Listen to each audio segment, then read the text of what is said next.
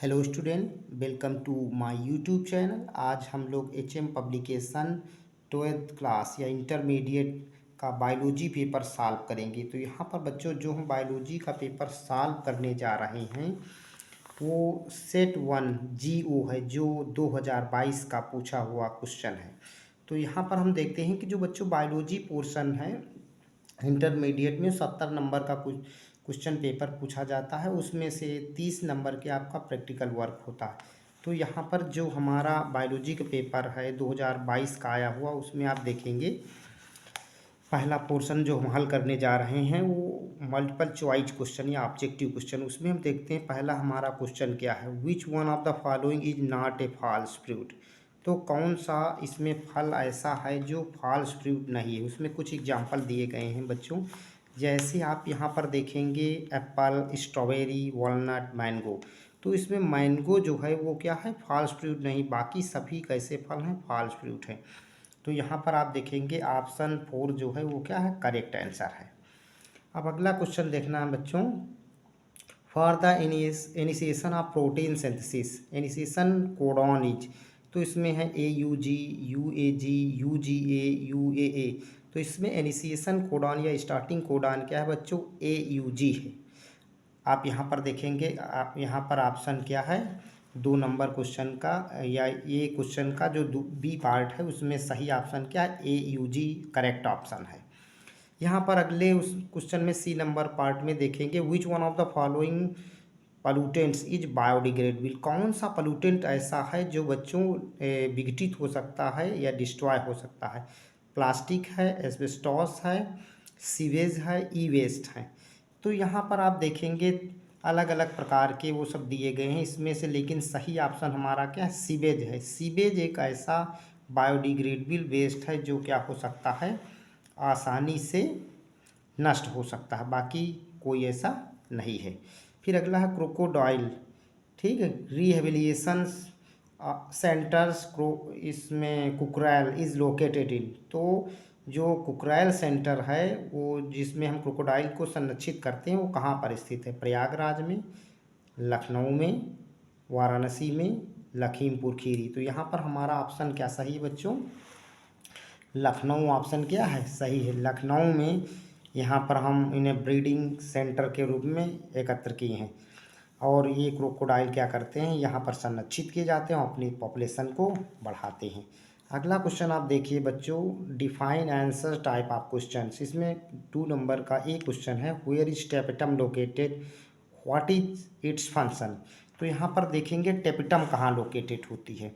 तो टेपिटम बच्चों क्या है, tapetum is located in innermost nourishing या nourishment layer of anther wall. तो एंथर की जो इनर वॉल होती है उसके अंदर टेपिटम की लेयर पाई जाती है और it is usually single layer and rich is reserve food material. ये सिंगल लेयर बच्चों लेयर पाई जाती है और इसमें जो रिजर्व फूड मटेरियल होता है उसकी अधिकता होती है। इसका फंक्शन क्या है, तो आप फंक्शन में देखेंगे यहाँ पर बताया गया है, it serves to provide food to the developing sporogenous tissue या माइक्रोस्पोर्स। ये जो माइक्रोस्पोर्स या स्पोरोजिनस टिश्यू डेवलप होते हैं उनको ये नरिशमेंट देने का कार्य करती है। ये इसका टेपिटम लेयर का क्या है, फंक्शन है। अब आगे क्वेश्चन में यहाँ देखेंगे बताया गया है, जो दूसरा क्वेश्चन है ये क्वेश्चन है, how many pairs of contrasting traits, how many pairs of contrasting traits are studied by Mendel pea plant. Mendel ने क्या किया था, कितनी जोड़ी तुलनात्मक लक्षणों को लेकर के क्रॉस किया था।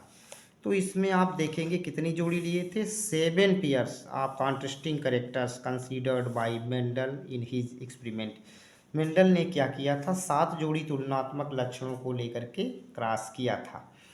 तो वो अलग अलग लक्षण होते हैं, हाइट के आधार पर होता, कलर के आधार पर, सीड राउंडेड हैं या ब्रिंकिल्ड हैं, सीड का कलर कैसा है और उसमें जो पॉड हैं वो कैसे हैं, तो इसके आधार पर इन्होंने किया था।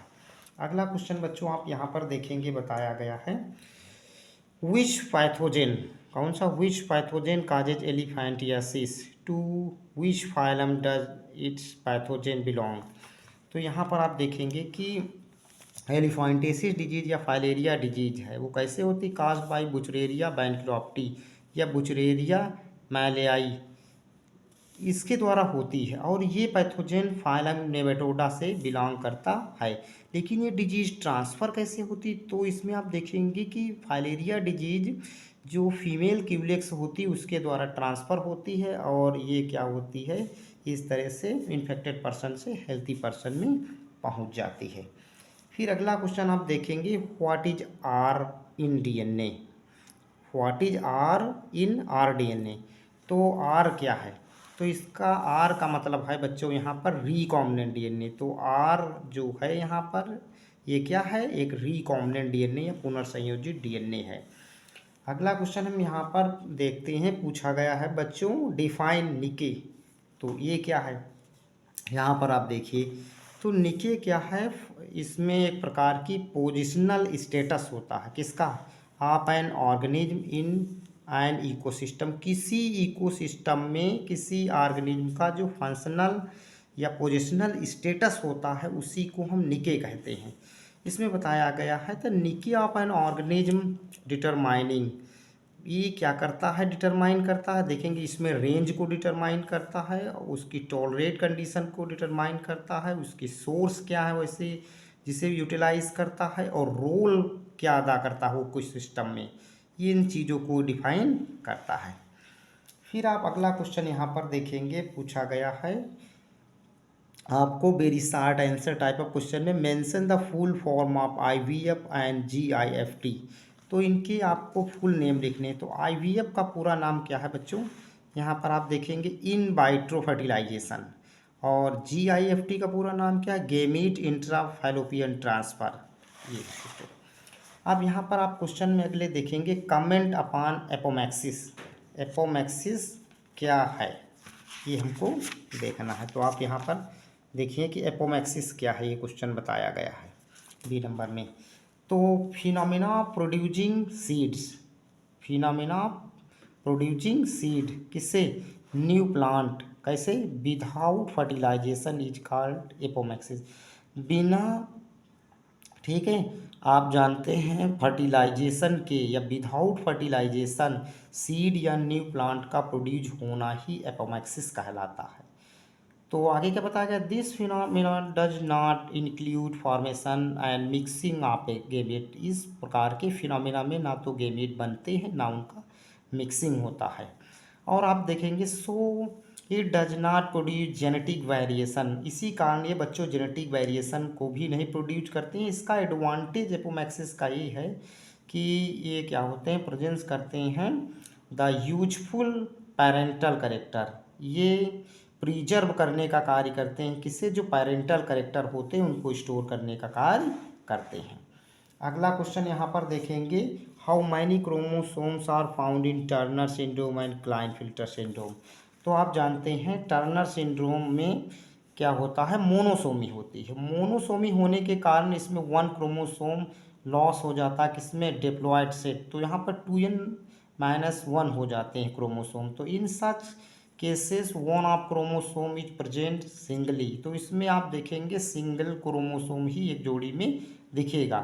सो these are 1x chromosome in missing in human female, so female containing 45 chromosome. तो इसमें आप देखेंगे जो फीमेल नॉर्मली होती है उसमें 1 क्रोमोसोम मिसिंग हो जाता। मिसिंग होने के कारण जो फीमेल होगी उसमें नॉर्मली 45 क्रोमोसोम हो जाते हैं। फिर यहाँ पर देखेंगे क्लाइनफिल्टर सिंड्रोम क्या है। तो क्लाइनफिल्टर सिंड्रोम में क्या होता है बच्चों? जो डिप्लॉयड सेट क्रोमोसोम होते हैं उसमें 1 क्रोमोसोम क्या हो जाता है? इंक्रीज हो जाता है। तो यहाँ पर क्या देखने को मिलेगी आपको? ट्राइसोमी देखने को मिलती है। और आप इसमें देखेंगे कि जो क्रोमोसोम होंगे वो क्या हो जाते हैं? 2a प्लस XXY क्रोमोसोम हो जाते हैं। इस केस में आप देखेंगे कि टोटल क्रोमोसोम जो होंगे वो 46 की जगह पर 47 हो जाते हैं। फिर अगला क्वेश्चन हम यहाँ पर देखते हैं, what are the effect of alcohol abuse, ये पूछा गया है। तो यहाँ पर आप देखेंगे एल्कोहल एब्यूज़ क्या है। ये देखिए यहाँ पर बच्चों बताया गया है कि alcohol is taken orally When it is ingested, it is rapidly absorbed from the gastric mucosa, जिसे हम क्या कहते हैं, स्टमक वाल कहते हैं, and enter the blood circulation. Absorption is faster in empty stomach. आप देखेंगे कि एल्कोहल जो है वो माउथ के द्वारा ओरली लिए जाते हैं और ये क्या हो जाते हैं, जब इंजेस्ट किए जाते हैं तो इनका एब्जॉर्प्शन बहुत तेज़ी से होने लगता है, किसमें, स्टमक की वाल में। जब ये यहाँ से क्या होंगे, आगे इंटर हो जाते हैं, जो ब्लड सर्कुलेशन होता हो वहाँ पर क्या करेंगे, स्टमक में वो फास्टर रेट कर देते हैं किसकी, एब्जॉर्प्शन प्रोसेस की। आगे आप देखेंगे high level of alcohol causes disturb कर देता, किसे, इसमें डिस्टर्ब करेगा थिंकिंग को, और इसमें इरिटेबिलिटी को रिड्यूस कर देगा, किसे, सेल्फ कंट्रोल पावर जो होता है उसे, और ये स्लेरोइड कर देता है स्पीच को, जो स्पीच होती है वो लड़खड़ाने लगती है, और इसमें क्या करेगा, ड्रोसिनेस कर देगा, और आपको इसके साथ में वॉकिंग एंड ड्राइविंग इफेक्ट भी या डिफेक्ट देखने को मिलते हैं। कहने का मतलब बच्चों ये है, अगर हम ज़्यादा मात्रा में अल्कोहल लेंगे तो वो हमारी विचार को, हमारे चलने को, हमारे बोलने की, और हमारे जो स्पीच या अदर एक्टिविटीज़ होती हैं, हम चाहे जैसे गाड़ी चलाते हैं उसमें भी ड्राइविंग एक्टिविटी जिसे कहते हैं, वो भी सब डिस्टर्ब हो जाते हैं। आगे देखिए इसमें बताया गया chronic usage of drugs and alcohol damage nervous system and liver. ज़्यादा यूज करने से एल्कोहल का क्या होता है, लीवर सिस्टम भी, लीवर डैमेज हो जाएगा और आपका जो नर्वस सिस्टम है वो भी डैमेज हो जाएगा, जिससे लीवर सिरोसिस होने का चांसेस हो जाता है। आगे देखेंगे इसमें क्वेश्चन बताया गया है कि व्हाट क्या बताया गया बच्चों, what does biodiversity hot spot means. तो हॉट बायोडाइवर्सिटी हॉट स्पॉट क्या है, इसके बारे में समझिए। तो ये क्या बच्चों, concept of hot spot was develop by Norman Myers in 1988। 1888 में नॉर्मन मेयर एक वैज्ञानिक थे, उन्होंने बायोडाइवर्सिटी जो का हॉट स्पॉट है इस कॉन्सेप्ट को दिया था। आगे बताया गया इसमें बच्चों, biodiversity is not uniformly distributed. जो बायोडाइवर्सिटी होती है बच्चों यूनिफॉर्मली डिस्ट्रीब्यूट नहीं होती, कहने का मतलब वो सभी जगह समान नहीं हो सकती, कहीं ज़्यादा कहीं कम होती है। तो आगे बताया गया across the geographical region of the earth, जो हमारी पृथ्वी है या पृथ्वी की सतह है उस पर ये जो बायोडाइवर्सिटी वो एक समान नहीं है, कहीं पर ज़्यादा मिलेगी कहीं पर अधिक मिलेगी। सम एरियाज है वेरी रिच बायोडाइवर्सिटी, कुछ एरिया में बहुत ज़्यादा बायोडाइवर्सिटी देखने को मिलेगी जिन्हें हम ट्रॉपिकल पार्ट कहते हैं या रीजन कहते हैं। तो it is known as hot spot, यही क्या कहलाते हैं, हॉट स्पॉट कहलाते हैं। कहने का मतलब बच्चों ये है कि उस किसी विशेष एरिया में जहाँ पर स्पीसीज बहुत अधिक प्रकार की निवास करती हैं वो क्या कहलाएगा, हॉट स्पॉट रिच एरिया कहलाता है या बायोडाइवर्सिटी रिच एरिया कहलाता है। बट इसमें देखेंगे but other have scanty biodiversity, लेकिन कुछ एरिया ऐसे होंगे जहाँ पर बायोडाइवर्सिटी क्या होगी, कम होगी। तो India accounts for only 2.4% of, ठीक, land area of the world. India जो है वो विश्व का लगभग 2.4% बायोडाइवर्सिटी मामले को कंटेन करता है। वो किस आधार पर है, जो लैंड एरिया का है। लेकिन अगर हम यहाँ पर बायोडाइवर्सिटी ग्लोबल डिस्ट्रीब्यूट देखें कि जीव जातियाँ कैसे यहाँ पर विद्यमान हैं, तो वो लगभग 8% देखने को आपको मिलती हैं। एग्जाम्पल के तौर पर हम बताते हैं कि पूरे वर्ल्ड में 25 हॉट स्पॉट रीजन्स हैं, लेकिन हमारे इंडिया में जैसे वेस्टर्न घाट है, ईस्टर्न हिमालयाज है और इंडो वर्मा जैसे क्षेत्र मेन हैं जो हॉट स्पॉट बायोडाइवर्सिटी को दिखाते हैं। तो जो ये पेपर था बच्चों, ये इसमें लगभग हम आपको 3 नंबर के क्वेश्चन तक भेजे हैं। अगला पार्ट आपको अगले वीडियो में मिलेगा।